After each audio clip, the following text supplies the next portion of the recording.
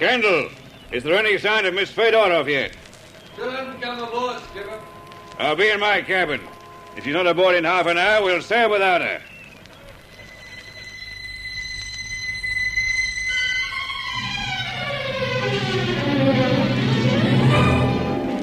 Passage of the Tangmar.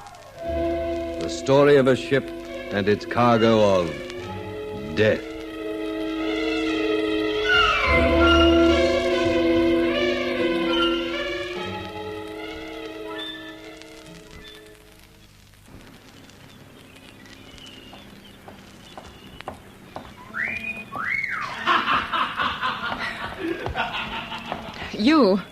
Are you the captain of this ship? No, Then take me to him. And I think that your crew might show more respect to your passengers.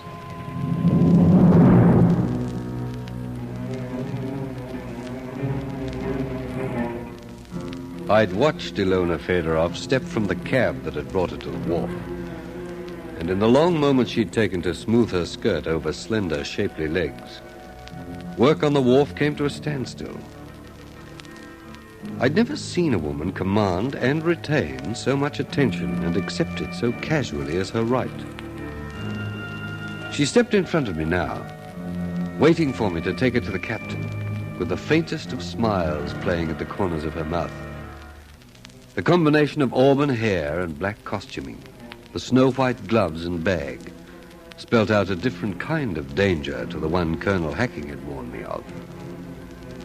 As I led her below, I wondered how many other men had waited at the whim of Ilona Fedorov. Yes?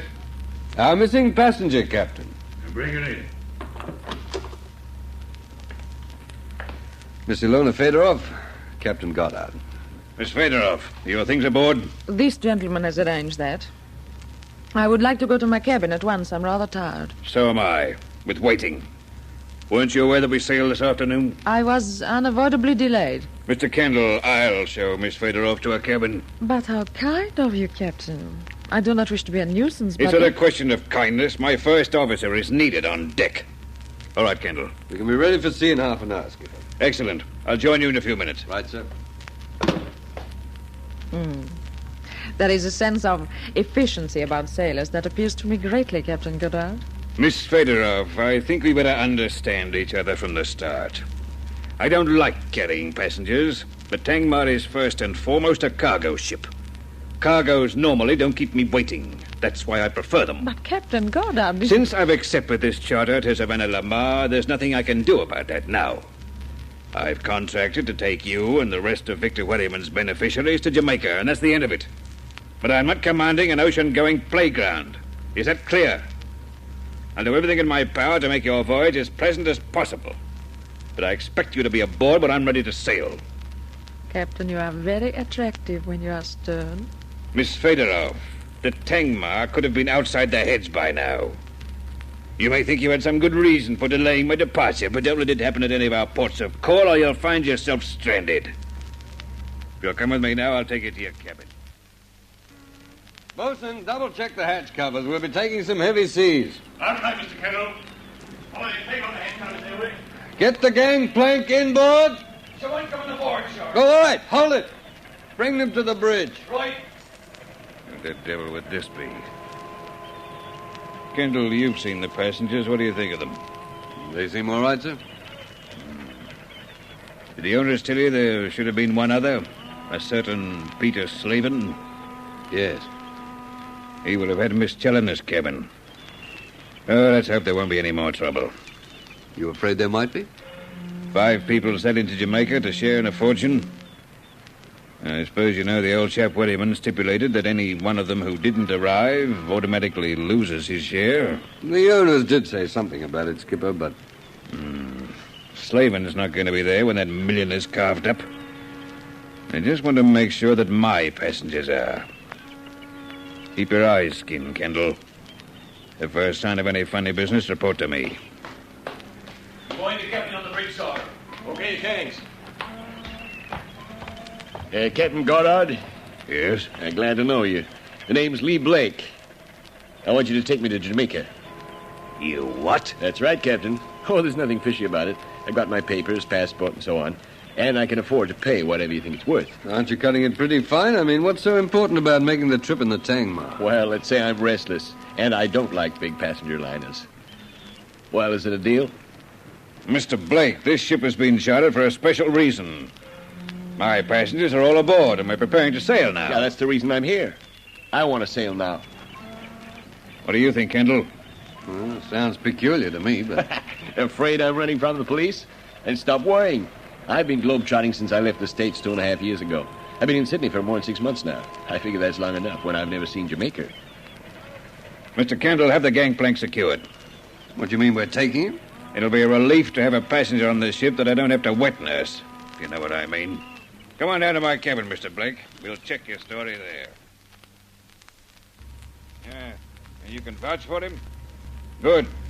I see. Thanks very much. Goodbye. Well, satisfied, Captain? I suppose so, yes. Well, you've checked with my hotel, my bank. It's sort of ringing the police. You better accept me, I guess. All right, Blake, I'll take you. Fine. Thanks, Captain. There are 6 passengers besides yourself, so you ought to find someone to talk to and make... come in. I'd like a word with you, Captain Goddard. Oh, it's you, Challoner. What is it? In private.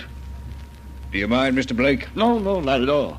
And thanks. I'll get someone to fix you up with a cabin as soon as I'm through with the Major. Great. Well, Major Challoner, Who is that? a passenger. For Jamaica? I'm not heading for Malta, Major. I understood that the ship had been chartered for a special reason. Another passenger is going to seriously affect my comfort and my daughter's. Is that what you wanted to see me about? It is. I haven't traveled all the way from England to spend weeks sitting down for meals with a man who's probably on the run. Doesn't it strike you as strange, sir, that he should come aboard just now? I've known it happen before. Haven't you ever had to make a dash to get a train connection, Major? Never.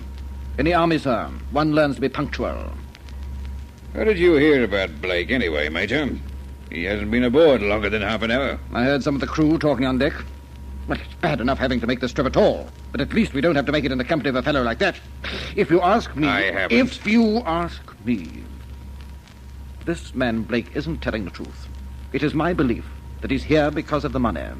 Major Challoner, I can assure you that Lee Blake knows nothing of the reasons for this voyage. I'm taking him aboard because I've made inquiries and I'm satisfied... That you can pocket a few extra pounds for yourself by doing so. I think you'd better return to your cabin. Either you put this fellow ashore, or my daughter and I leave this ship. Then leave, and good riddance to you. Why, you... I'll write to the owners about this. That sounds like our tug, Major Challoner. If you're going ashore, you better make it fast. Between leaving the ship and writing, you're going to be a busy man. With the Tangmar leaving harbor, I'm going to be busy too, Major Challoner. Now get out of my cabin. Let go, forward.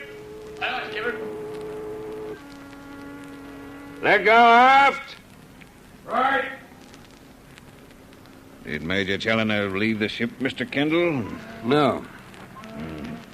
And I wish he had.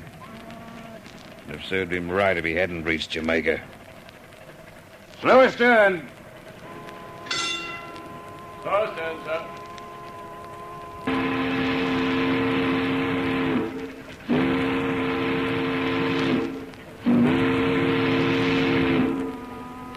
I didn't think the unpleasant old fool would risk losing out on his inheritance.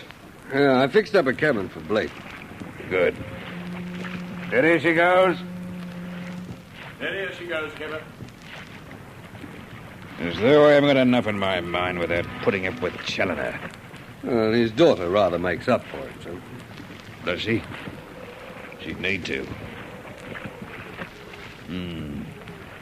Looks like dirty weather coming up. You mean at sea or aboard, Captain? Both. Hard a port, quartermaster. Hard port it is, sir. I checked on Blake before Challoner came to my cabin. He's all right. I'm glad to hear it. Thank heaven we're getting to sea. I hate being in port. Harbor ahead. Hard ahead, skipper. Tug's clear, skipper. Now, all we've got to do is get this bunch of passengers safely to Jamaica. The less of Challoner I see on this voyage, the better I'll like it. Helm amidships. Helm amidships. And there it is, Kendall. I never believe I'm leaving Sydney Harbor until I see that bridge over me. I'll take the watch. You better check that our passengers are comfortable.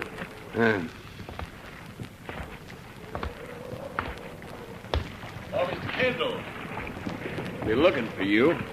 Why, Mr. Blake. Getting pretty fresh up here already. I thought it was only the passengers who watched the sea. It's a long time since I was at sea. Yeah, I know. Tell you what I wanted to know, Kendall. Have you worked out who killed Peter Slavin yet?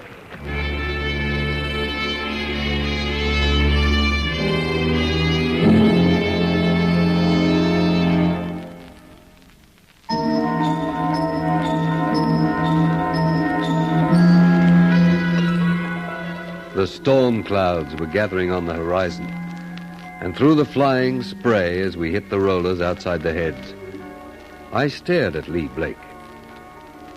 So he'd known all the time. He'd lied to Captain Goddard. And now he'd admitted that he knew why I was aboard for this passage of the Tangmar.